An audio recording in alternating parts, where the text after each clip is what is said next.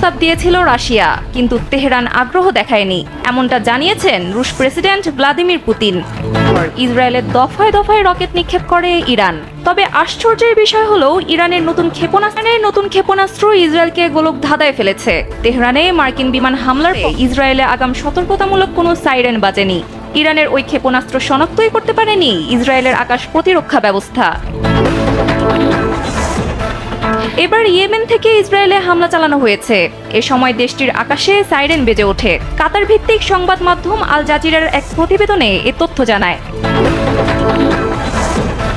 ইরানের পরমাণু স্থাপনায় যুক্তরাষ্ট্রের হামলার পর নতুন ক্ষেপণাস্ত্র দিয়ে ইসরায়েলে পাল্টা হামলা চালিয়েছে তেহরান। এবার যুক্তরাষ্ট্র সহ পশ্চিমাদের শায়েস্তা করতে মার্কিন নৌবাহিনীর যুদ্ধজাহাজে ক্ষেপণাস্ত্র হামলা এবং হরমুজ প্রণালী বন্ধ।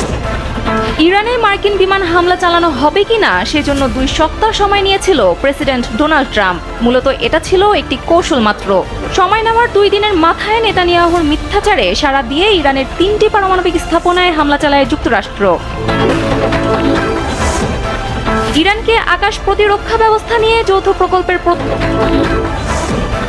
তুরস্কের অত্যাধুনিক ড্রোন ব্যবহার করে রুশ বাহিনীকে ইউক্রেন যখন নাকানি চুবানি খাওয়াচ্ছিল, তখন ইরানি ড্রোন ব্যবহার করে রক্ষা পায় রাশিয়া।